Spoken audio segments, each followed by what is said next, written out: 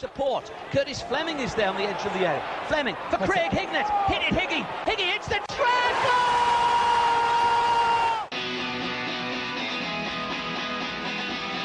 Ravanelli coming alive again. Janino wants the ball played to him. Ravanelli spots out Emerson!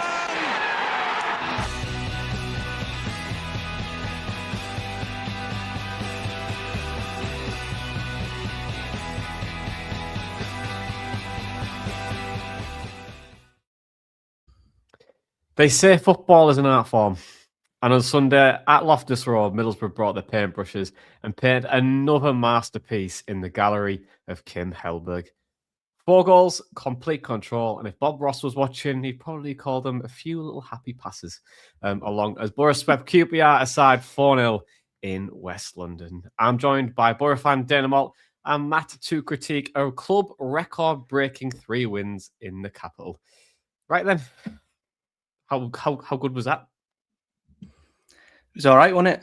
Wasn't a bad evening in West London. Part of me is a little bit upset actually because I should have been there if they'd not moved it to a bloody Sunday. But to still have watched it on my sofa was fantastic. And again, I mean, 4th away game in a row they've had us going last after everybody else on the box, and we've won 3 of them 4 away games, and we just seem to just be unfazed by it, don't we? I mean, it was just a fantastic performance. Granted, I know question marks around the opening 2 goals, and QPR were depleted with injuries, but Boro were just dominant. Had utter control in the first half, deserved to go in front one way or the other, even though Morgan Whittaker did his utmost to prevent us from going in front. Thank God for Streletz's elbow, I guess. But yeah, it was absolutely deserved with a brilliant first half, and then it was just about getting that cushion, just to prevent any nerve really. And once Boro got the second, it was a case of how many are you going to get? And yeah, we were scintillating at times in that second half. I was just sat back, just thinking, we are a good team when we're on it. We really are. And I think it's big to see Conway get a goal and come on and have the contribution that he did. Seeing Brown get another goal and just seeing a couple of players chipping in, and yeah, 4-0 win away from home. It doesn't get much better than that, does it? So yeah, just a huge step towards where we want to be. And yeah, a clean sheet as well. A clean sheet on the road, first for a long time, is good. And looking at the league table, it's done our goal difference a huge boost in terms of Ipswich's as well. So yeah, if Carlsberg did Sunday evenings, it'd probably be something like that, wouldn't it? Yeah, I mean, what a football team we're watching. Before I speak about the game, I just want to focus on that. I think since we've had the pod, we've not really enjoyed a lot of Boro teams, to be fair. And I know some Boro fans have had it way worse, and I completely appreciate that. But this is a fantastic football team to look forward to watching, and that today was yet another example of Kim Hellberg's Middlesbrough just being masters of the art of football, really. I mean, the first half was complete dominance. I was just laid down. I was going to say sat on my back, but can one sit on their back? I'm not sure. I was laid on my back watching that game, just so comfortable. Like, because Boro made it comfortable, QPR just sat off us. They pressed at times, but to no avail, and we just passed through them. This is the thing, you've said it before, Jonny, about this Middlesbrough team. They'll try to play through you, and they do that effectively really well. But then if they don't want to play through you, or if they can't play through you, they'll try to play around you. And then if not that, then they'll play over you like we saw against Birmingham. So we've got many strings to our bow. And even in the second half, when QPR did have a few forays forward, I was still laid down in complete comfort because I estimated their shitness, I'm just going to say, and their fans will attest to them being poor as well. But I didn't really feel a nervous disposition. I trust Middlesbrough, and I think I'll never take that for granted, trusting a Middlesbrough side, because I certainly didn't trust Middlesbrough last season. So yeah, 1-0, 2-0, 3-0, 4-0. We're just collecting these romps at the moment under Kim Hellberg. And yeah, that is another thing that I will not take for granted with this football team. Brilliant to watch. Brilliant, I guess, for those players to play in as well. You think about us as fans watching this team, but for the players that are playing in this side, it must be just the best thing ever. Like the pinnacle of being a footballer is I guess, playing in a hugely successful side, and then one where you can play with your teammates and dog walk sides. We've dog walked QPR twice this season. They'll be sick of playing us. And yeah, really just a very happy Boro fan again for not the first time and certainly not the last time this season.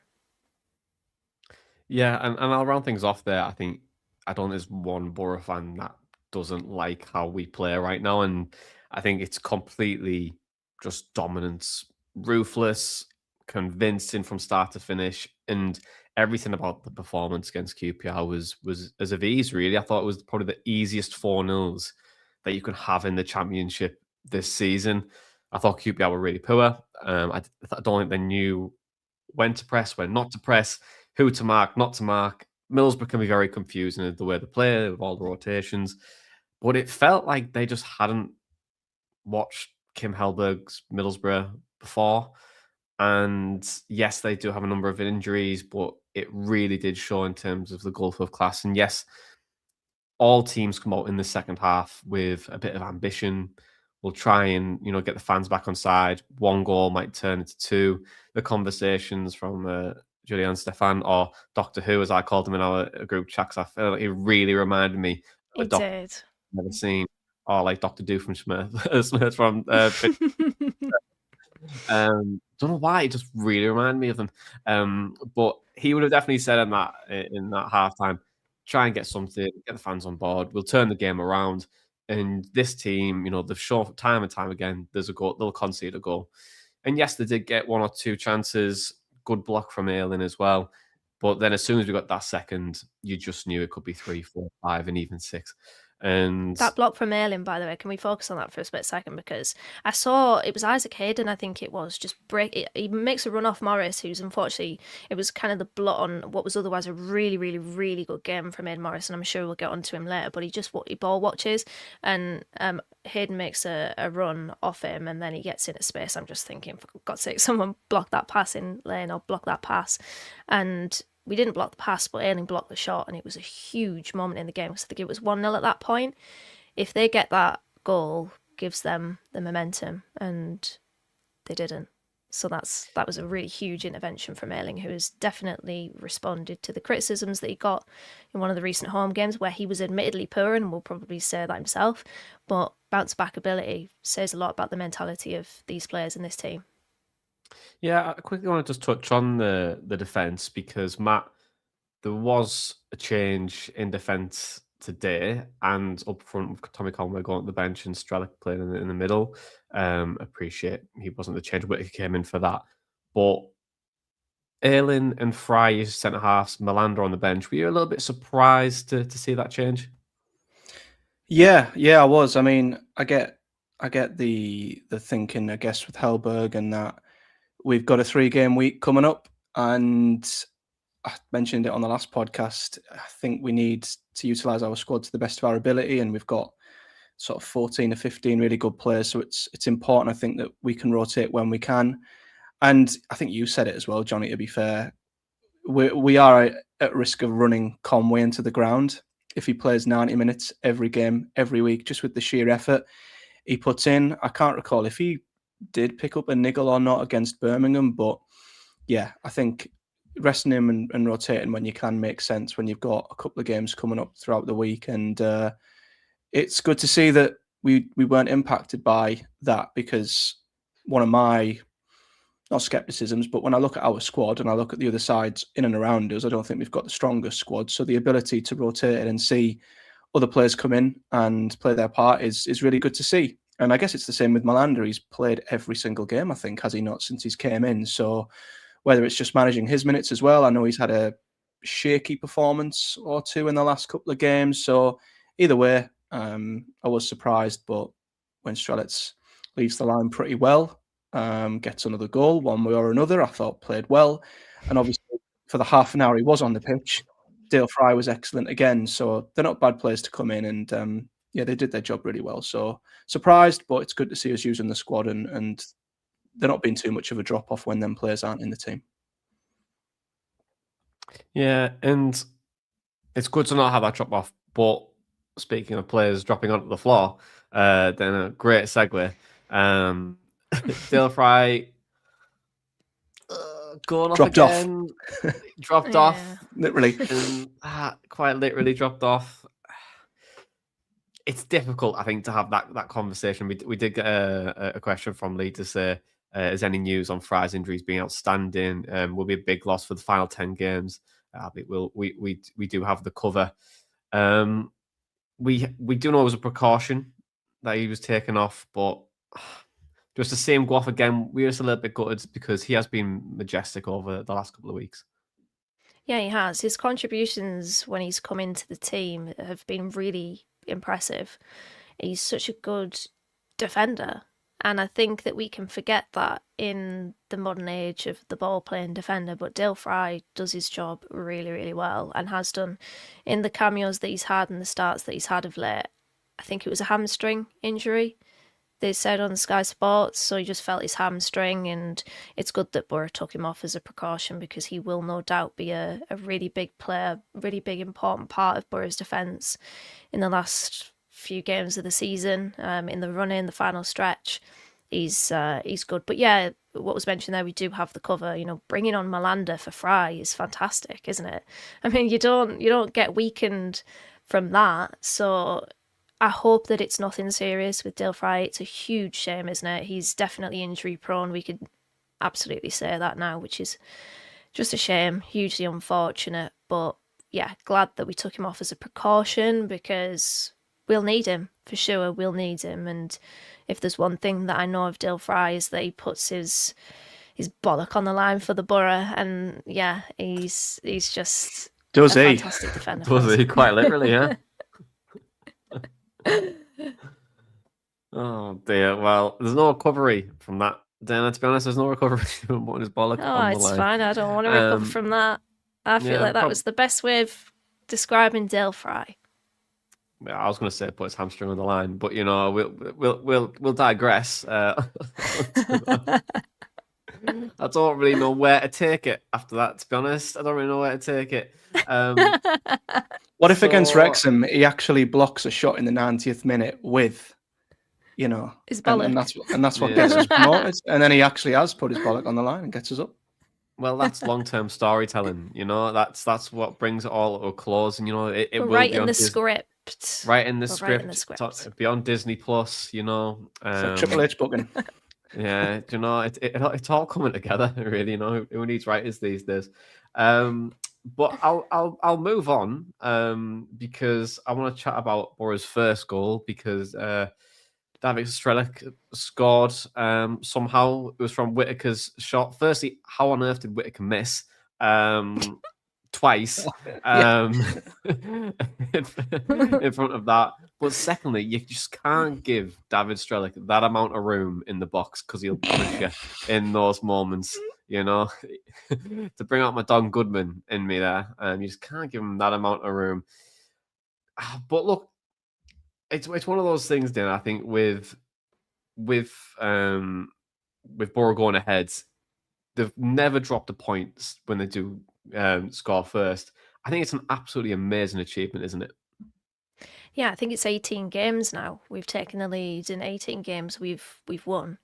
If that's not a sign of a side that's going to be promoted to the Premier League come May, I don't know what is, because it's. I think you'd probably say a side that overcomes that sort of, you know, if we go a goal down and then we overcome that, which I think we don't need to be that good at that because we're good at scoring the first goal. But I think that's probably another sign of a side that are going to the Premier League, isn't it? But it's brilliant to have that comfort. It's a comfort blanket, isn't it, as a fan when you're watching the Boro and you know that first goal is going to be hugely important and that there's a probability of us winning the game. It's brilliant. And that first goal, I mean, yeah, Whittaker, thank you, Rhys Norrington-Davies, for simply just being there, because if he wasn't there, that would have gone out for a rather awkward. It was nowhere near the goal. So yeah, it was good that he was in the way, but you've got to be somewhere near the goal, don't you? And to be fair, it should have been disallowed. It hit David Strelic on the elbow, but thankfully the ref didn't realise it. And it's one of those, isn't it, where it's like he's trying to get his arm out of the way, but because it's on the goal line and it goes in off that body part, it's handball and it shouldn't have been allowed. And to be fair, we had it with the second goal. That shouldn't have been a corner either because it comes off Jeremy Sarmiento and then we score from that corner. But brilliant. First goal. If Boro score it, we're on our way to a victory, and that is fantastic to have that trait in us. Yeah, it's a great psychological play as well for any team because, you know, you do go behind, you think, oh, God, this team will really turn it on and they'll continue to win games from it. I just want to touch on Whittaker for just a moment because we've had a few comments on the old Facebook. One from Robert, one from Lee as well, and Brett as well was commenting on about Whittaker's performance today and just over the last couple of weeks, where maybe his consistency or his form has just dipped ever so slightly. Matt, are you a little bit concerned about his performances of late? I would say I'm not concerned because I think Sarmiento is a good player to step in if we need him to. And I liked what we did at Birmingham with McGreehan behind the two centre forwards. So I feel like there are options, Dawn. And there are ways around, got her in. There are ways around us playing well without Whittaker. But of course, we're going to need as many players to chip in between now and the end of the season as we can. And it is a shame to see that 6-game goal scoring streak, it's sort of all or nothing, isn't it? With Whittaker, he's gone, was it 7 games now without a goal? And I mean, yeah, thank God that the defender was where he was because he's saved Whittaker from a miss of the season contender. I mean, the fact he needed 2 bites at it and he still couldn't score is crazy. So it could be a case of he just needs another one to go in and then he's off again. But I do feel like, yeah, he is struggling a little bit. His first touch wasn't great tonight. And there were times where he was shrugged off the ball a little easily, and you just want that little bit more for him. I don't know if he is not a luxury player, but you know, one of them players who when things are going well, he sort of rides that wave and looks good too. But when you need something from him, he sometimes isn't quite up to it. It's hard to say with Whittaker. He's a confidence player, and I do think he will contribute again between now and the end of the season. But he is a frustrating player. But I do look at Boro's squad, and I feel like if he's not hitting the heights we need him to, we have got other players who can come in and do that job. And I don't think he's an absolute must start in this side, like a McGree, for example. So it's frustrating, but you know, hopefully, almost scoring or assisting Strelitz, as it's technically an assist, will give him a little confidence boost to go on a little run of form and maybe grab a few goals in the next few. Yeah, I would say with Whittaker as well, I don't think it's a negative if you were to take him out the side for a little bit longer. And I know I have said around Whittaker before, he's one of those type of players that you just have to constantly keep playing the ball to him and keep playing through him because he can go cold quite quickly. But sometimes, or maybe 5 times out of 10, he'll pick something out and it'll be really great. And sometimes it's not, but you just have to play with the odds and hopefully, fingers crossed, that, you know, you're on the better side than when you aren't. I think if he was to come out, obviously you were able to do multiple things. Really, one, you can change the shape and maybe go to a back 3 and play with a high wing backs. And I was very, very pleased by that. I know I wasn't on the Birmingham pod when Target scored, and I've been moaning about him for weeks about not getting forward enough and causing those problems and build up. And then he finally does it when he scores 2. I felt justified. I was just sitting, I stood up and I was going vindication. But on with Whittaker, if you took him out, I wouldn't be mad if you put like a Sarmiento in there on that right hand side. I think he would offer something. Leo Casadine as well, who can play there, but I think I prefer him on the left. I know there is some calls for when he signed playing more centrally, but I think with a young player like that, just keep him wide, let him develop, and over time bring him in, because he will show how much quality he does have.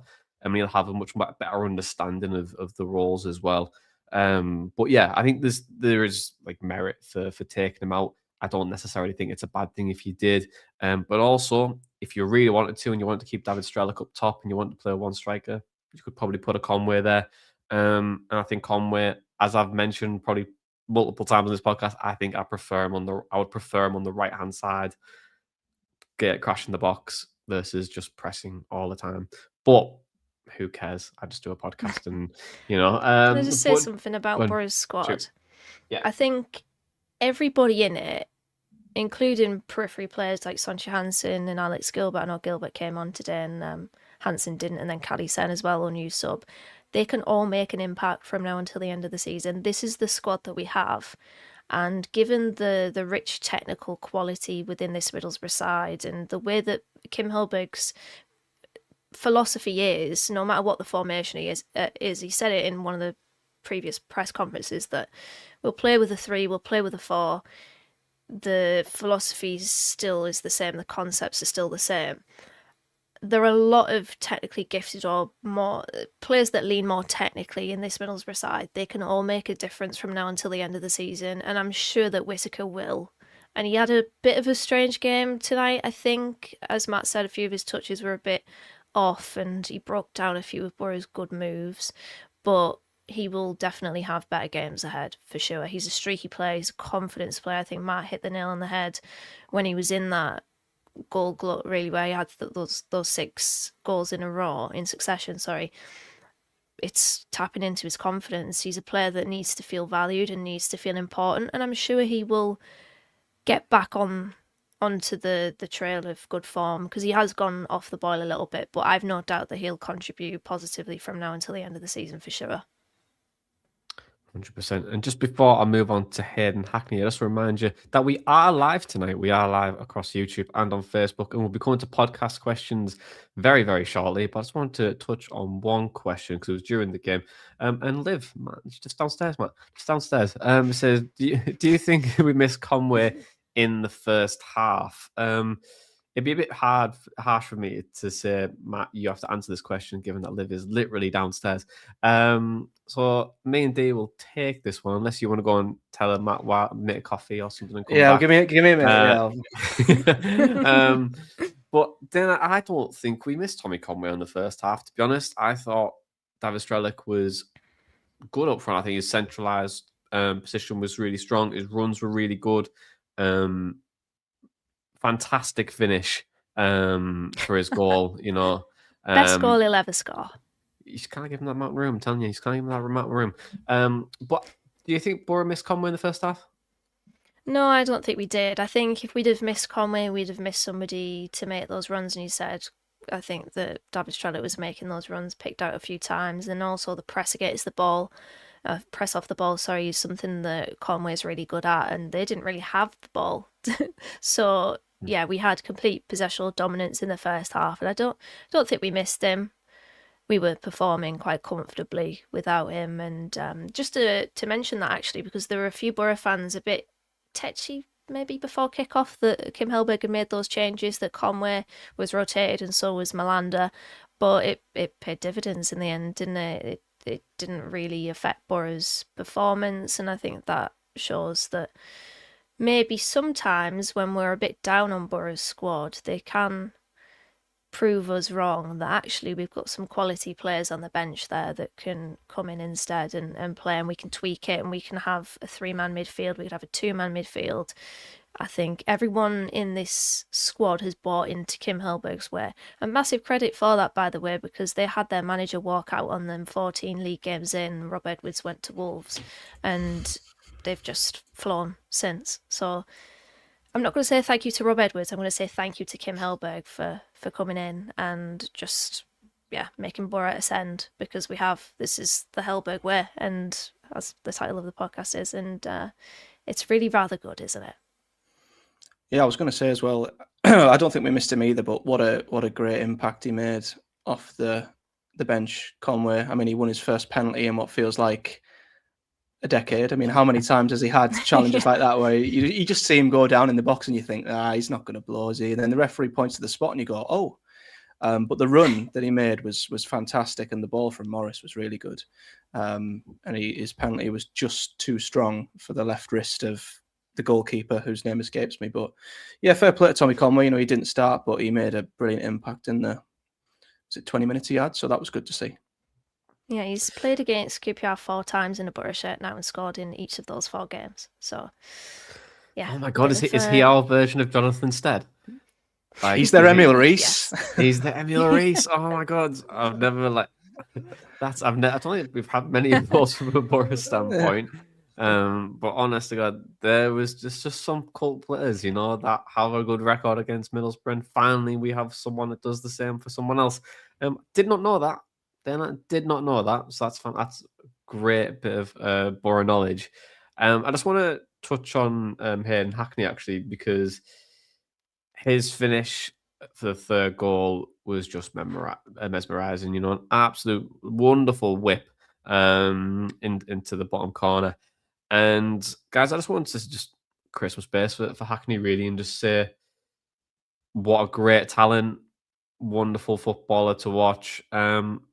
Could we get any more praise at all for Hayden Hackney? And if so, here's your chance.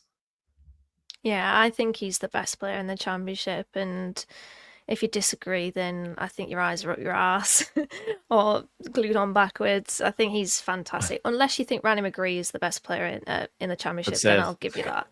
Yeah, I'll give you that. But yeah, he's fantastic. He really is. I mean, he played a part in Boro's first goal with the drive up the pitch, and then he fed through Riley McGree to play the ball into the box for Morgan Whittaker, and then that goal, the third one, is just he had a similar chance in the first half, and he just whipped it the other side of the post, but it was incredibly close. It felt really, I feel like it was so close it was about to kiss the post. My dad was like, it was miles away. I was like, you need to go to Specsavers, that was close.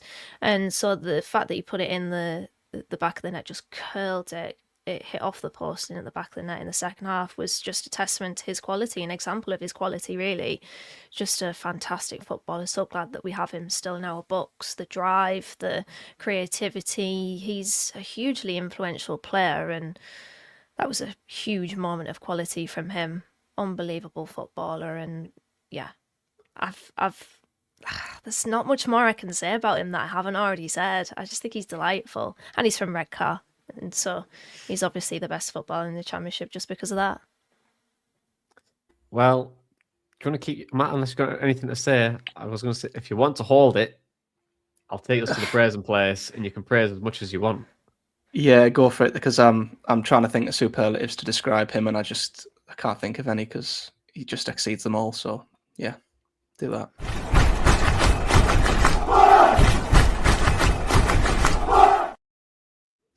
Yes, the praise and place. This is the place we like to give praise to a player, coach, and staff member. The supporters watching us right now, Boro's 2003-2004 shirt, which Dana is wearing right now, and Matt's wonderful glasses. Right. Thanks.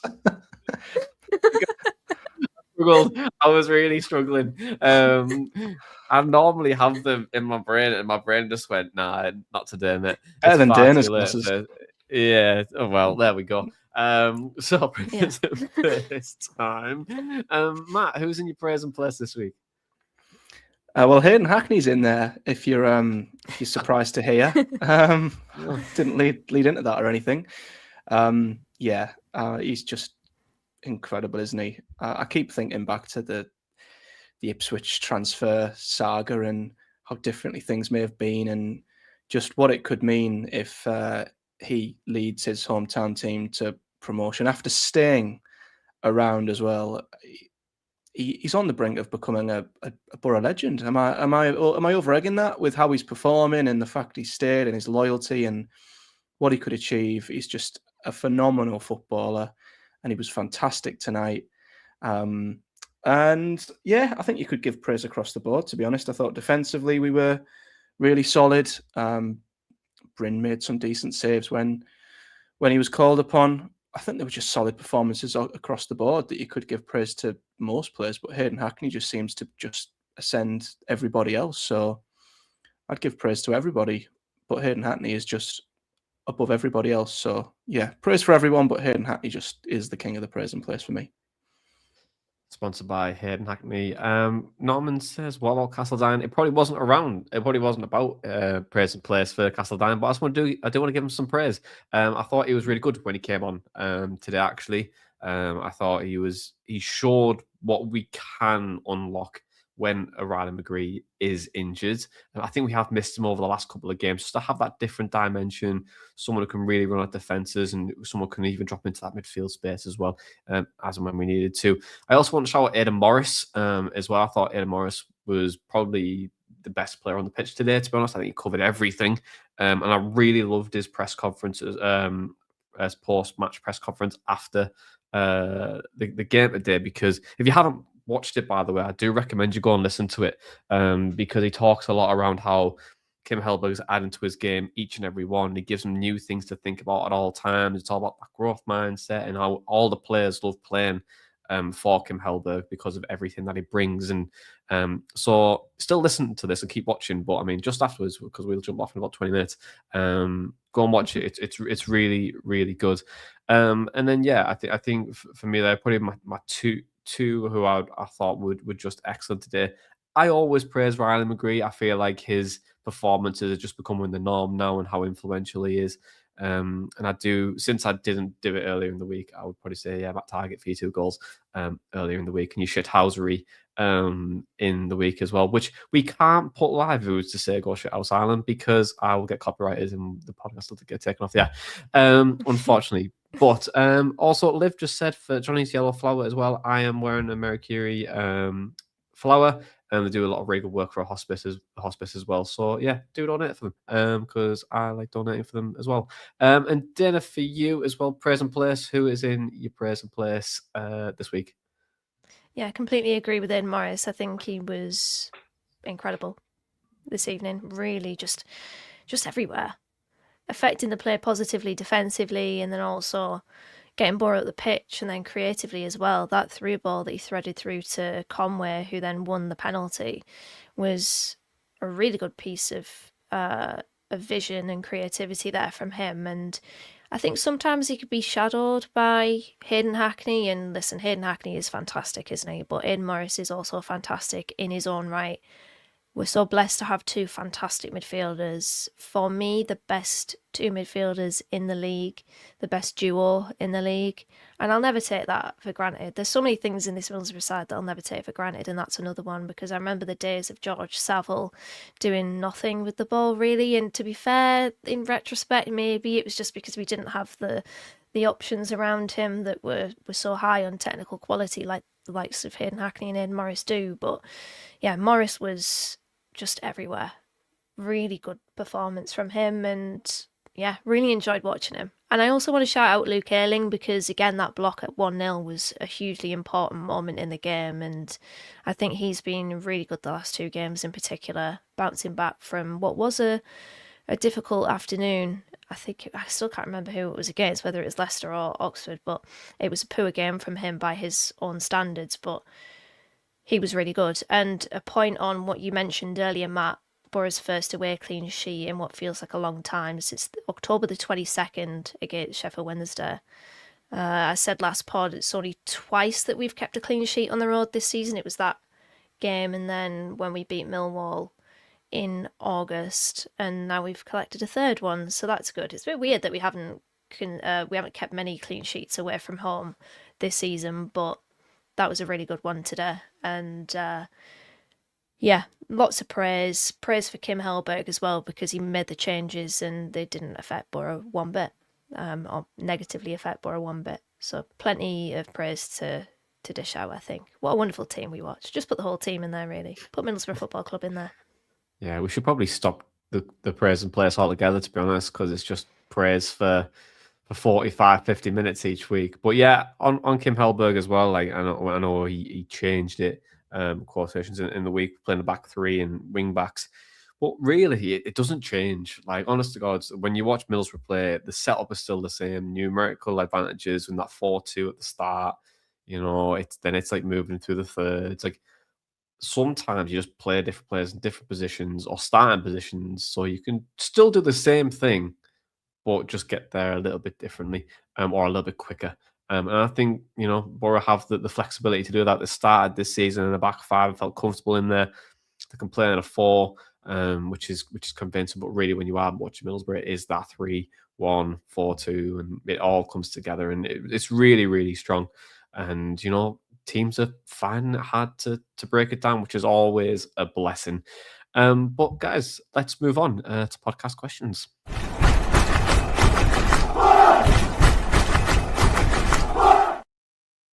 Yes, podcast questions. Every week you get the chance to ask us a question. You can email us at theboro@hotmail.com.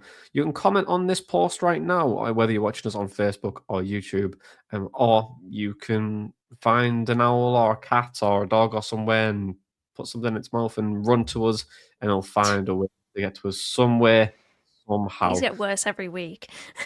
I'm really running out of ways to do this now. So if anyone got any examples of where to get this across, let me know in the comments below because I feel like I'm running out. First question, it's from Darren, and he says, is it time Sarmiento takes Whittaker's place and starting lineup? Would you echo that sentiment around Sarmiento, or do you think he's the rightful heir to Whittaker's throne at the moment?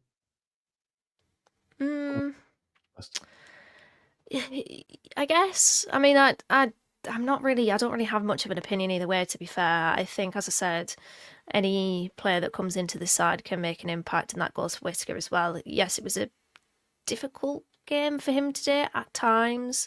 Wasn't completely like rubbish or anything like that. I just think some of his moments were a bit loose, and maybe that could be because he's been out of the team, and maybe his momentum has been stunted because of that. But yeah, I would like to see more of Sarmiento, to be fair, but I think he has to put in decent cameo performances in succession to be within a shout of a start. I know he got one in one of the recent games, didn't he? He got one against Oxford, but I think I want to see more from him. I think the standards to get into this Middlesbrough side should be incredibly high, and I think they are incredibly high. So yeah, I think we probably go back to the side that. Well, actually, no, we don't go back to the side that played against Birmingham because he shifted it to a back three, didn't he? It is interesting what Boro's best team is, and I don't know what anyone thinks of what it is because I feel like mine changes every week owing to the quality in it. But for now, I think Sarmiento, keep him on the bench and let him come off and have some, have some decent cameos, and then hopefully he can be at the standard to start.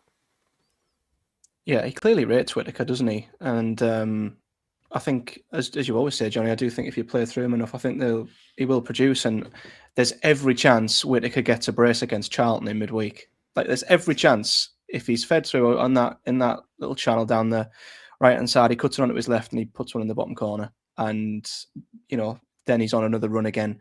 So I don't think it's black and white regarding Morgan Whittaker in terms of he has to be in or out the team or Sarmiento has to take his place. I'd be happy for him to stay in, and I think he will get chances against Charlton, hopefully, if the game is sort of how we expect it to be. But if Sarmiento comes in, I'd be up for seeing that as well. I don't really have a bit like Dana, I don't have a strong opinion on either. I'm not willing Whittaker to be out of the team for Sarmiento. If it happens, then fair enough. But if not, I still think Whittaker just has the ability to just pull out a great finish and score. And then he could go on another run again. So I'm happy with either, although I do think Whittaker will probably start again on Wednesday. Yeah, I agree. I think he'll start on Wednesday. And Tom is watching us, not on the podcast with us today, but he has given us a question. He said, Jonny, did you receive my owl with my podcast question? Tom, given you are in Hartlepool right now, you are cursed, and I have not received your owl with the podcast question, unfortunately. But I do have a question from Liv, and she asks, which team are we seeing as more of a worry, Millwall or Ipswich? To be honest, I'm going to quote Aidan Morris in his post-match, and he says, I don't care what any other else thinks or any other team does. It's only what we can do. It's what we can control. And I definitely think that's the right way to think about it, to be honest. Yes, these teams can win, but as long as we have it in our own hands, like we do right now, then that's all I'm bothered about. The moment you start, giving up maybe one or two chances, like we did at the weekends, and Ipswich could have overtook us, but they never. That's where it starts to feel a little bit nervy. But Matt, out of the two, if you had to pick one, who would you pick? I'd say Ipswich because of two things. Experience of getting over the line in previous promotion seasons. They've got a manager and they've got players who've done it before. And their squad is obviously ridiculous. I mean, if Millwall get promoted. They absolutely deserve it. They've got to come to Boro. They've got to go to Ipswich. So if they do it, then wow, what an incredible achievement for them. But I guess if you were to look at the two, I'd feel more disappointed if we finished beneath Millwall than I would Ipswich. So I'd still look at Ipswich as the team. But I'm starting to think maybe the mentality for Boro should just be just go after Coventry and forget about what's happening beneath you. And I think if you catch Coventry, you get promoted for me, because I don't see two teams overhauling them unless they have an absolute collapse. So for me, maybe the mentality needs to be look up and catch Coventry. And if you do, you probably 95% get promoted, I think. So maybe we should start looking up rather than down. Who knows? Maybe I'm getting a little bit too confident. Maybe I need to calm down. But let's look up rather. It's the right way to think about it. Yeah. What a change. Like, what a change of mentality. I think it's only right though, right? Because I think we have to think that way, because the moment you start looking down and seeing the other teams starting to chase us even more, yes, it is nerve-wracking, but you can't focus on that. I just don't think you can. I would agree with Matt, Yeah. not focus on Cov, but try and get ahead of them, because I've seen a lot of neutrals and even Coventry fans say that they're as good as promoted, and I kind of agree with that, but I don't think that they're as good as title winners. They've got some tough games coming up. They've got to play an in-form Southampton side who beat Fulham in the Cup today. They're doing really well under Tonda Eka. I mean, I remember when we played them at the Riverside, and it looked like for all the world he might get sacked. I think they were on a really bad run, and then they've just turned it around, so fair play to them. They have to go to a Swansea side who are really good at home. I think I put it in our group chat earlier. They haven't lost at their ground. I'm going to still call it the Liberty Stadium. I don't actually know what it's called now. Since November, I think it was 25th of November. They're difficult. They've got to play Wrexham at some point, I think. They've got some tough games. There's more there that I can't remember. So it's definitely, there's got to be twists and turns to come. I think look up instead of look down, but give all respect to Millwall, because they've been bloody fantastic. They're a really good team. And I actually had Chris from Chat with Chaps, who I'll probably speak to soon for the opposition show, just say, I detest you. Because he really hoped that Boro would lose, just so that they had a chance of the top two. But it's good. It's good that Boro, again, massive credit to them, because we played last. We played after everybody else for the second week running. And Millwall did their job. I know Ipswich didn't, thankfully. They dropped points to Leicester. But we've just got to focus on us. It's in our own hands. We've been in positions in previous seasons where we've been wanting to be in the situation that Boro are in presently. We've got the placement that we want. So it's in our hands. It's I think the commentators were saying it, that, we something about our own destiny. We've got our own destiny in our own hands. So yeah, look up. Be ambitious, look up, and don't be afraid to look down, but give all due respect to the teams beneath us. But yeah, let's see if we can get the Coventry Boro bloody trilogy going again. Yeah, we're just joined by the hip at this point, but it is interesting this year, the playoffs, that 3 out of the 4 teams in the playoffs play direct long football. And it's all about getting the ball quickly, getting the ball in the box, have a big man up top, and it's becoming really successful. And as we're looking across the wider breadth of English football right now, when you see it in the Premier League, you see it in here. These really physical sides are becoming really successful. Set pieces are a big play now. Obviously with the long throw-ins and the corners, we're seeing that with Arsenal, but again, that long ball and being really direct, getting the ball really quickly, because some teams are still wanting to play really heavy possession-based sides and aren't good enough. They are getting caught, and I think that's been really successful in the Championship and in the Prem this season. But just on the playoff teams as well, Millwall is a tough game. You look at Ipswich again with the squad that they have. I think Wrexham are the ones where I'm looking at them right now and going, you're just inevitable at this point. Really good side. Yeah. Really, really good side. I remember saying to Matt when they came to Riverside, and I just couldn't get over how big the team were.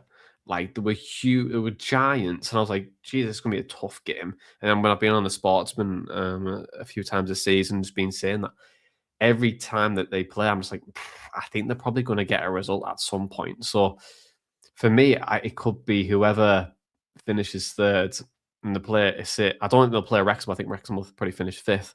And I think Southampton will get the sixth spot and Hull might drop out. But it's going to be a tough old slog if you finish third. And yes, I would feel semi-confident, but still nervous about that trajectory if we had to go into the playoffs, because if we have to go to Wembley again, make me feel a little bit sick. I was going to say we do have a comment as well. It's from a Hammarby, not a Hammarby fan, but he has hosted. It's from Hans. So I have hosted 2 Swedish football podcasts and followed Kim Hellberg's career since he managed in the Swedish third division. I'm really surprised that Hellberg's managed to get his vision through so quickly, because Danny, you have to help me with that one. And Hammarby, Varnamo, thank you. And Hammarby, it took at least half a season before the players fully understood his principles. In Hammarby, many fans wanted Kim to be sacked until they didn't. What's my point? That Boro will come even stronger as time goes. Really interesting comment, really, because I think everyone is actually surprised at how quickly Hellberg has turned this team around. Dana, would you probably echo that sentiment? Yeah, I think he is. He was on BBC Radio T's last week, or earlier in the week, sorry, and he was saying that it was very different, the football that Boro were playing prior to his arrival, and him coming in, and I don't know, just having that, it must be clarity of communication, really. He must be a really good communicator, him and David Cellini coming in and just getting the players to I don't know, just click instantly with that type of football. It's brilliant. I've always believed, even last season when we were fumbling through the entire campaign, that we've got players that are more technically leaning than they are like big brutes. And this was, I guess, what we always wanted to be, this side that play 1-touch, 2-touch football, play through teams with maximum efficiency at times. So massive credit to, firstly, the clarity in the messages that are being put forward by Kim Hellberg and co, and also the players for taking those messages on and just, as I said before, ascending with them. They've been brilliant, and the way that they've adapted to Rob Edwards' style of play, which I remember before he left, there were question marks over Boro. Did he know his best 11? Could he get a tune out of the attack? I remember going to the Leicester game and I felt so bogged down by the way that we were playing. I'm not going to lie about that. Like, I just felt like it was pulling teeth watching Boro try to create a chance. And I know that we did get a point in the end. It was a massive get out jail card from Luke Ayling, the late equaliser, but there were question marks over Boro. And then Kim Hellberg coming in, taking on this Middlesbrough side, they've just, they've swam, they've not sank. They've really done well with this style of play. A massive credit to them for that. I think it just proves, doesn't it, that we have not only a great group of players who are technically gifted but intelligent, that they can take. Glad that's same. That Johnny's struggling there, and we've got a really good, intelligent group of players who are able to take on a brand new coach's philosophy and be as successful as this. But also credit to Kim and his coaching team for coming in and getting things moving as quickly as they did, because I don't think we'd be forgiven for have expected a drop-off maybe when Hellberg came in, or a transition period where we maybe struggled for a bit, dropped down the table before things got going again.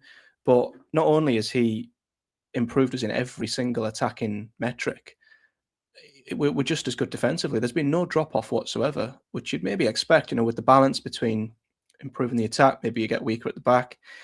He's just took what we had and made it 10 times better. And to do that mid-season is incredible. So yeah, good to him, his team, and the players as well. It's a match made in heaven, you could say. Yeah, it is. But look, this team's been playing possession-based football for 3 years. They're very, very well equipped to play this style. Yes, there is quite a few differences, out of possession than there is in possession, but they have, played and been told to be really comfortable in positions where it can require a lot of pressure. So I think this team has got a really good foundation to implement the style that Kim wants. And I think with Kim as well, yes, he's added so many different layers to what Boro have done this season. Yes, we got better defensively under the Rat. And then after the Rat, we've built on that, and then with Eddie Vivash as well, a really good defensive counter-attacking coach. All of these things have added and compounded over time to get to the position. So when Kim does come in, it will flow a lot smoother. And I think that's probably the reason why he's been able to implement it so quickly. But a massive credit to him and his coaching staff. I think Boro are in a much, much better place than they ever have been, to be honest. But do we think, there was a question from Alex and say, can we keep it up or will we fumble? Dana, do you think Boro can keep it up? Yeah, I do. I believe in this team massively. We're averaging 2 points per game under Hellberg, which is like the golden ratio, really, isn't it? That's what you want to be aiming towards, and that's what we're currently averaging. I mean, the next game against Charlton's going to be very interesting because I assume that they will come to the Riverside, play a low block, and it's a Nathan Jones side, so they'll probably play attritional football. If the ball goes out of play, they will not. They won't throw the ball with quickness. They won't take goal kicks with quickness either. They'll try and frustrate, but hopefully we can break through early, because if we get that first goal, I think we win that game. Bristol City, after that, they're a bogey team for us, aren't they? Home and away. But they're really down on their team right now, Bristol City fans, and if you want to know what they're saying about Bergsorg, it is not positive whatsoever. Nor Borges, actually. But they're going through a real rut at the moment. Hopefully we can take advantage of that. It's the Blackburn game away that I'm thinking it's a bit dicey. 7,000 fans at Ewood Park. Whenever we've had a maximum crowd or close to a maximum crowd at the Riverside this season, it's felt like we've stumbled a tad. So hopefully we can't do that. We don't get stage fright with 7,000 Boro fans, ourselves included, behind them. But they're a side that, again, I looked at the reaction to their recent draw, and they weren't happy with the way that they play. Like, they really weren't happy. They said, some really negative things about some really critical things about the team. So maybe we're playing them at a good time as well. And then Millwall's a huge game at the Riverside. Huge game. If you get over that, that's a huge win. So yeah, these next 4 games are going to be individual challenges, but I think with 3 of the 4 sides, we're playing them at a good point. So yeah, I believe in Boro. I think they've given me every reason to. So it's not gonna swear. It may wane at times when we don't get maximum points from back-to-back home games against Oxford and Leicester. But yeah, I have a lot of faith. I believe in Boro massively. I think we can do it. Matt, what do you think? Where'd you head up? Yeah, I mean, I the question I ask myself is, what reason have I got to not believe in Boro? And I can't really think of any, because Kim Hellberg, since he came in, I mean, we were at 2 points a game before today, so I assume we've surpassed that now. It'll be, is it 19 games now, and it'll be 39 points or something. So really impressive stuff. And I think the simple fact is, if you maintain that, you should get over the line. I think we'll be in the high 80s. And Dana's right. The next 4 are massive, because the margins are so fine now, aren't they? And they're only going to get smaller as the as the season goes on. The swings are going to be huge. We just need one big run, one more win streak, and Ipswich or Millwall can't afford to slip. If they have 1 or 2 slips in there, you could be on the brink within a couple of weeks if we can just put one big run together. And I do think Charlton will be tough. I think when looking at the next few games, that was the one I actually felt a little bit more unnerved by. Maybe it's a little bit of recency bias there with what we had against Oxford and Leicester, but I'm hoping Charlton will feel relatively safe now, so they're not exactly scrapping for their lives at the minute, although they'll still make it super, super awkward. And, well, Bristol City, it's the bogey team there, isn't it? They just, Emile Rees and, oh, God, yeah, that's difficult. But I look up to the Millwall game, and I do think if we're still ahead at that point and you take 3 points off Millwall, Ipswich's games get really difficult in April, and that could be the point where we really push to the winning line. So, yeah, I think the next 4 games are huge. And if we can get through them with a good amount of wins, or maybe all wins, and put another streak together, we might be almost there, because another 12 points on top of what we're on would take us to 81 points. And you'll be on 81 points with 5 to play, 6 to play. You think you're almost there. So I know I'm doing a bit of 4D chess and crazy mathematics there, but yeah, one more win streak, Boro, and I think we won't be far away. I can just visualize Tom now frantically punching his sofa, saying, "Why did you anger the footballing gods, man? Why did you do Not just that?" me, Dana as well. Well, It wasn't me. I don't know what you've been listening to, Matt. I didn't say anything. I'm not saying See the storm clouds outside now. The football gods are gathering with their anger. Yeah, It's Hurricane Tom. Yeah, hurricanes. Yeah, I'm just going to say, we might do it, might not, who knows. And I will let the football gods decide. But let's look ahead to the games this week. Got Charlton on Wednesday and Bristol City. Matt, you did allude to those games being quite difficult. I echo the sentiments as well. I think Charlton, when we played them at the Valley, they got outclassed in the first half, but then second half, it was a much different game. And I think they'll take all of those learnings from that game, and hopefully, probably come for them anyway, not us. We'll come to the Riverside with a really strong game plan, and that low block will be difficult, hard to break down. When your second ball's packed in midfield, all of those things that you'll probably see. But then that gives more opportunity to play with back three as well. So as long as you've got options, Don, you might be all right. And then Stephen has also said we're one more win and we're mathematically safe from relegation. But I think we already are safe from relegation, though, right? Is that correct? That came from Sean Wilson on Twitter, and we have to take Sean Wilson's word for it, don't we? We can breathe. A sigh of relief.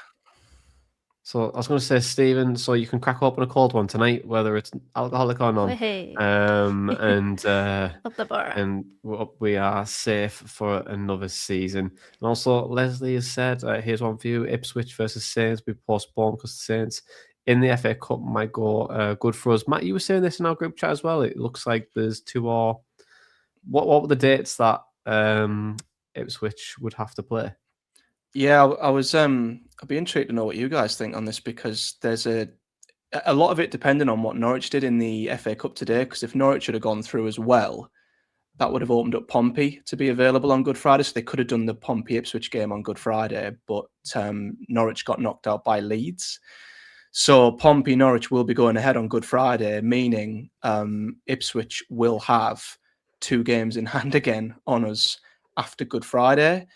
And they've got 3 potential windows to which they can play them games, one of which is between the penultimate game week of the season and the final game of the season. So they might have a game in hand on us as late as the Tuesday or Wednesday night before the Wrexham game for us. And I don't know how I feel about that, because I completely feel like points on the board is absolutely better than games in hand.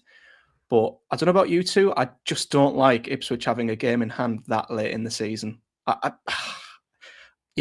don't know. It's crazy. It's unprecedented. But yeah, they might have a game in hand right up until the very end, which we can pull away because we'll have played more games, but we'll need a bigger cushion than what we would have needed. So,